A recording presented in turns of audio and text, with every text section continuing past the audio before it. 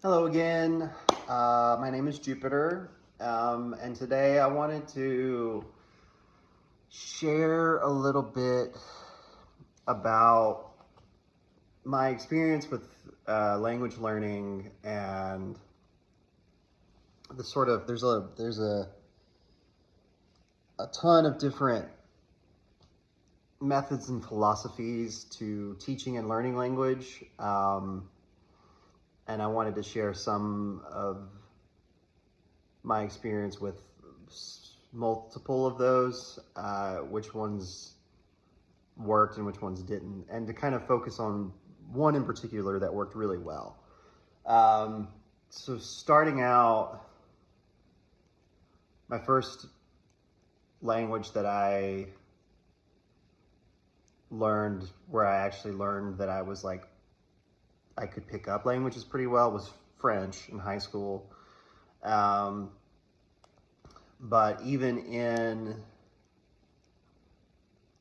French class in high school, I learned pretty early on that learning to speak the language and to speak it with a good accent came to me much more naturally than doing the sort of other typical academic style learning that we were also doing, like studying a bunch of vocab and grammar and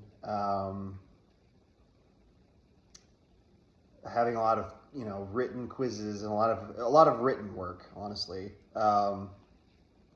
which is obviously important, but it just didn't. I had to work harder at it, basically. Whereas learning to speak it felt very just flow, I guess. Um, and so did a lot of dabbling with languages after that. Studied Mandarin and Japanese in undergrad. Um, when I graduated from there, I started working construction for a while, and I picked up Spanish really quickly, learning with fellow construction workers on the different sites that I was at. And it was a lot of, at the beginning, it was just a lot of, like, I had already dabbled a little bit in some Portuguese, and I knew that they were really similar, and so I kind of did a little bit of like guesswork um, in terms of trying to say the right verb and stuff. And when I messed up, they were willing to both correct me, but also like not in a mean way. Like, you're so stupid. How do you not know that? They're just like, actually, it's that you're close, but it's this, which was nice. And then I won't go through every single language, but the one I really wanted to focus on, since I've already been starting to talk a lot about Arabic on this channel, uh, excuse me, wanted to talk about a particular language learning method that helped me learn Tunisian Arabic extremely well and helped me learn to speak and hear it, listening and speaking really, really well. Um, it's a method known as GPA, um, which is easy to remember because it's like, the same acronym as grade point average. But in this context, it stands for graduate participatory approach. And the best way that I can describe it is, well, I'll just describe my experience with it when I was in Tunis. When I started, I went to a particular language school, Tunisian Arabic language school, that used this style And so I would spend 4 hours a day with a tutor one-on-one, where we would have like 50-minute sessions and then take a 10-minute break in between. So 4 50-minute sessions. And it was a lot of kind of just working completely from the ground up, but in regards to seeing things, listening to what's being said, and then the first couple of weeks you actually are encouraged not to speak at all. And a lot of this is sort of meant to kind of emulate the way that a child learns their first language. And so there are, which in the linguistic field is referred to as first language acquisition. And so in regards to second language acquisition, there are those who believe that starting in the same sort of way, like treating second language like first language, is a good way to pick it up quickly. Because when you're a baby, you're not learning, grammar and vocab. I mean, I guess you are learning vocab, but in a much more informal sense, like mama, dada, book, whatever. And so it was a lot of that. So like, I remember the first lesson being like, Hada rajul, this is a man. Hadi imra, this is a woman. Ween rajul. And they would use, my tutor, his name was Mehdi, he had these toys that would, like, there was like, these like little dolls, family, and then like some like houses and animals and that kind of stuff. So then he would be like, Ween rajul, where's the man? So I would like point to the man. Ween imra, point to the woman. And get a lot of like, Sahid, bravo, which is like, good job. And so like some encouragement in the process as well. And you build pretty quickly from there. You kind of then move on to like learning different stories, and also kind of like creating your own stories with the context. We had a lot of these like children's books that, rather than just like reading and translating what the story itself was saying, my tutor would read, or he wouldn't read, he would describe what was going on. And then I would then try to also describe it to some degree myself. A really fun portion for a while, for like a couple of weeks, maybe a month or so, was we were doing, we were watching clips of Shaun the Sheep, and we would set to record while the video, there's a lot, you have to record everything too, and then go back and listen to it later on. He would record what was going on in that particular scene in Tunisian Arabic, and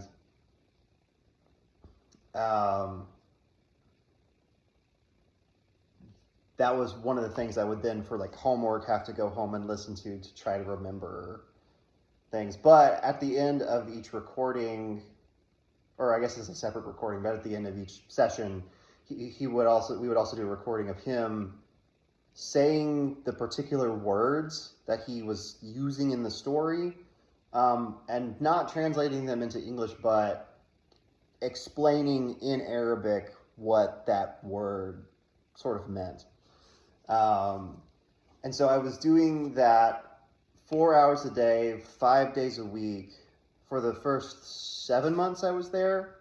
And a nice part about it too is like you're there for 4 hours, but then you spend the rest of the day living in Tunisia, and so you have to just use it as well.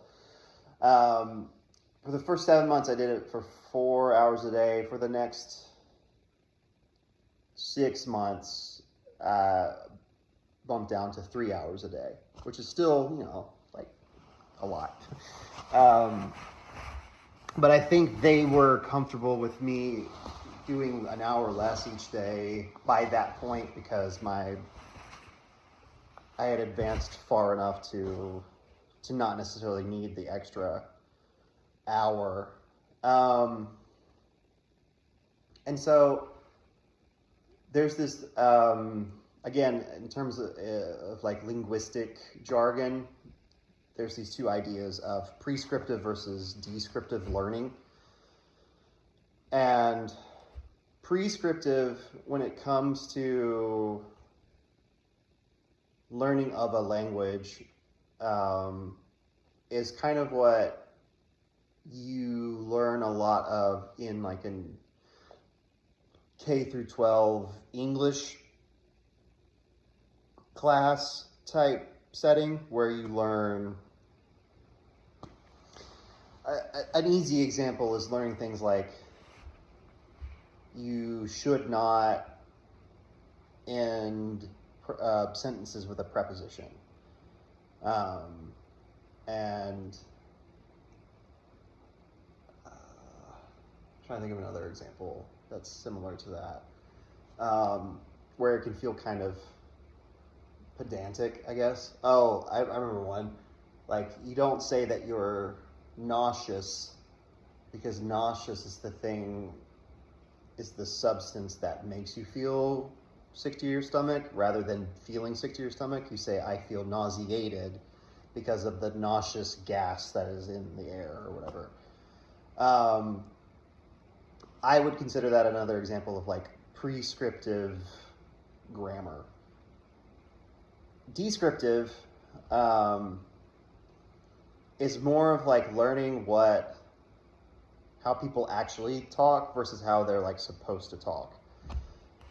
And so like in reality, and this happens more in like colloquial everyday speech than it does in like formal and especially academic written type forms of language. So most people do when they're talking to each other end sentences with a preposition, or at least are not offended by ending a sentence with a preposition because it descriptively is not ungrammatical. If something's like ungrammatical in a descriptive sense, it's like impossible for the other speaker to like process.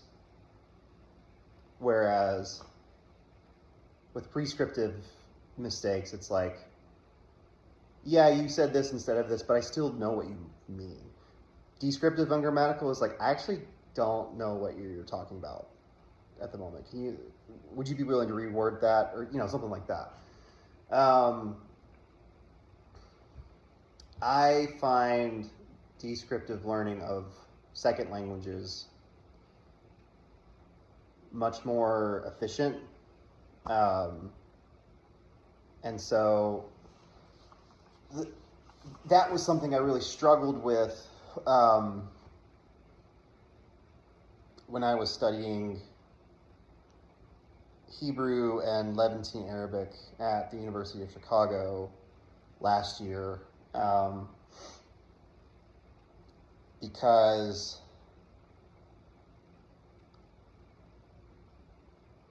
I think part of it too, honestly, is that it just felt really boring to me. But it seemed like we didn't do enough of engaging in conversation with each other in the classroom and outside of the classroom, getting to know each other through the use of, I'm going to stick with Hebrew because it was more of a priority to me than Levantine Arabic was. Um, and doing just like insane amounts of written homework, um, every single night. And I will admit that there's some like immaturity on my part on the idea of like having to continue to do homework. Like, for one thing, I was older than most of my classmates, because a lot of them were like, some were grad students and like PhD students, but some were like freshmen and undergrad students. And so like still doing homework for them kind of makes sense, but for me, I was like, I'm 33 years old. Damn it, I don't need to keep doing homework. This is degrading or whatever. And it was just like a not very good excuse to be sort of less disciplined in that aspect. And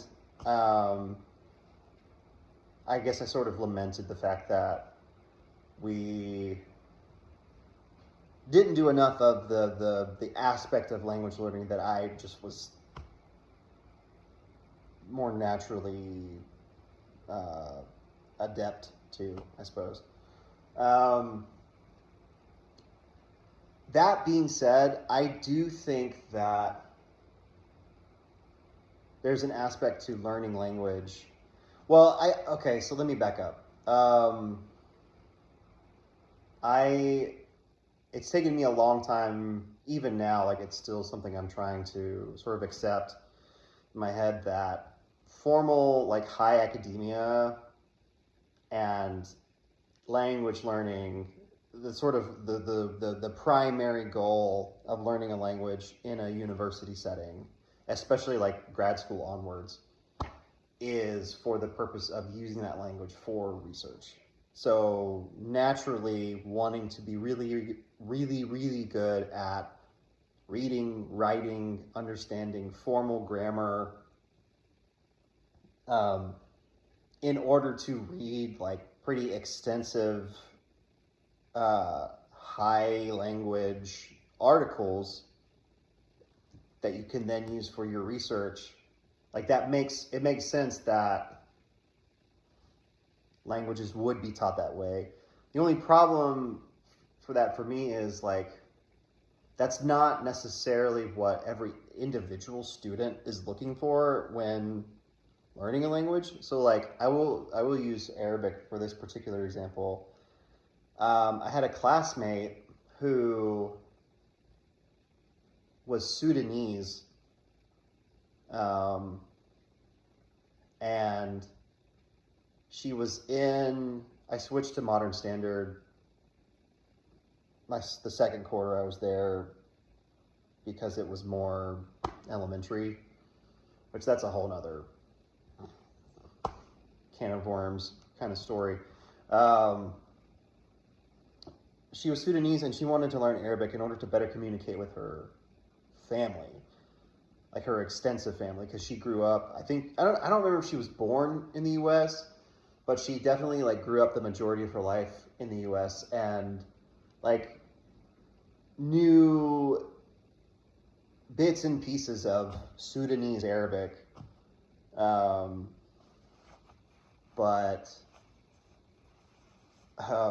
which is a pretty distinct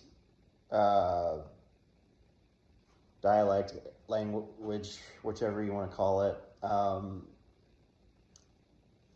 It's like kind of similar to Egyptian, but still distinct from Egyptian as well. And UChicago wasn't really structured in a way that helped her with that particular purpose. The professor was willing to work with her. She ended up moving up a class because her Arabic was good enough to be better than like Modern Standard 101.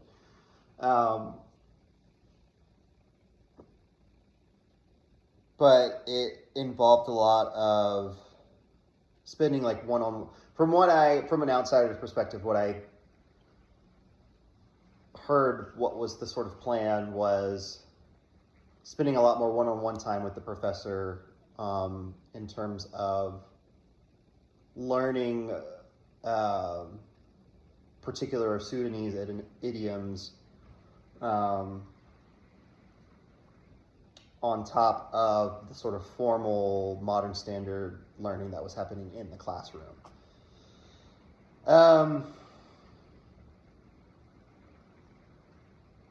And it's something that I've been struggling with trying to figure out is that like I want to spend the rest of my life learning and studying languages, because it's the thing that I love to do the most. And I thought for a long time that if I just got a good enough education involving language learning, then I could do it as my like career,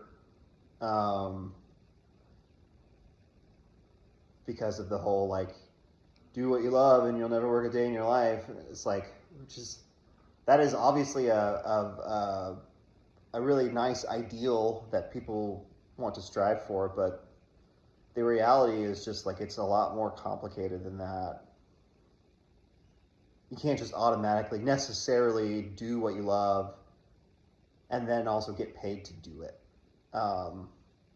And when it comes to language learning specifically, the overwhelming majority of methods to learn the language involve spending a significant amount of money rather than being able to earn it. And so that was sort of part of my like kind of identity crisis last year, was like, honestly, like this shit is too hard.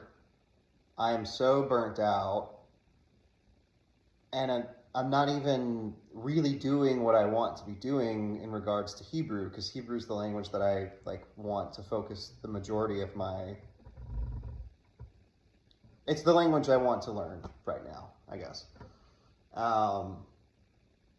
It's also one I've wanted to learn since high school, but it's the one I'm focusing on right now. And I'm still not really learning it the way that I want to learn it. And that's something I still just haven't really figured out. It's like, I am starting to sort of separate this idea of income versus passion.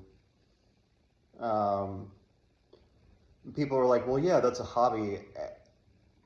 For me, I think the reason why I sort of balk when people call it a hobby, even though like language learning is, among other things, a hobby of mine, but it's also like more than that. Hobby has this connotation in my mind of like, it's something you do for fun, but you don't put a lot of like significance or importance to it. So like reading, listening to audiobooks, watching brain rot on YouTube, watching educational videos on YouTube, I consider all those types of things to be like hobbies. Learning languages in a way to then communicate with people who speak those languages is more of like a passion. I don't know. Those things seem different to me. So separating passion from income, I am slowly accepting, even though it kind of sucks to accept, that I will probably have to just continue to make income some other way, that can then financially support my passion. in learning languages. And the hard part about that is I don't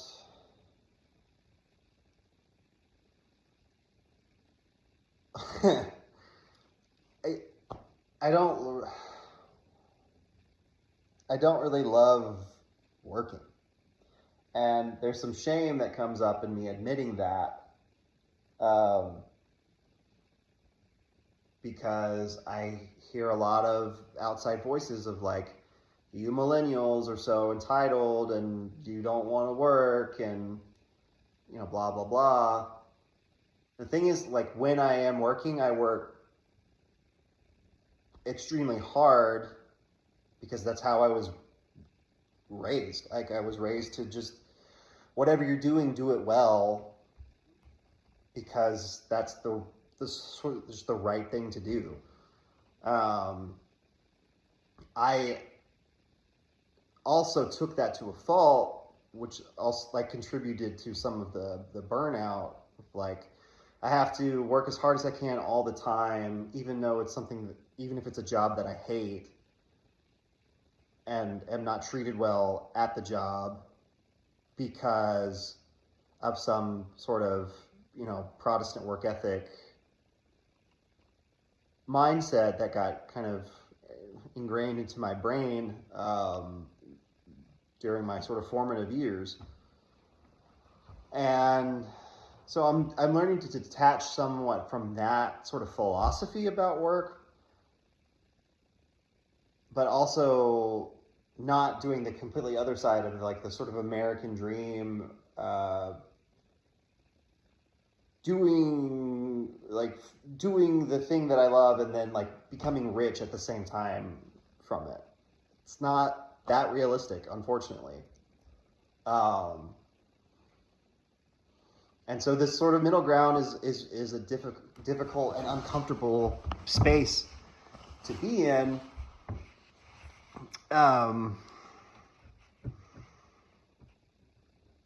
Because I also don't want to have a job that I hate anymore. The job I currently have is kind of one that's just like fine.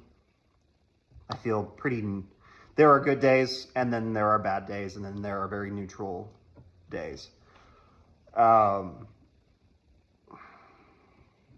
even then, like, the money's not good. And so I would like to have a job where I don't dread getting up in the morning to go do it. I don't feel exhausted when I'm done doing it. And I make it an affordable living off of it. Like like a livable wage, as people say. Because minimum wage is not livable by any stretch. And that's a difficult balance of things. But I'm hoping that's something that I could potentially find, this work that is good enough to keep doing and that also can help me pay for the continued education that I seek. Because I want to be fluent in Hebrew. Like, at least in terms of speaking. Like, I want to speak and have conversations fluently in Hebrew. And because that's been a dream of mine from the get-go, fluency. I have a lot of proficiency with several languages, not a ton of fluency. The closest I would say is probably, it was Arabic but it's been so long since I've used Tunisian Arabic specifically that it's just like kind of gone. Russian is probably the closest nowadays. So yeah, this was like a kind of long ramble, but I wanted to kind of describe a little bit about my experience and just kind of where I'm at right now. And it's not like oh poor me boo-hoo. It's just kind of like a weird. I don't really know what's next, and that's hard to sit in sometimes, I guess. I feel more sort of optimistic about it than I used to, but I'm also trying not to be sort of like blindly optimistic about it. Like, oh, everything will work out perfectly and I'll be all of my dreams will come true. Trying to just view it more as like, I think things are going to be okay. I just don't know how it's going to take shape specifically. So yeah, I guess that's it for today. Thanks for listening, and keep studying languages, keep learning Arabic. And I will talk to you soon. Love you.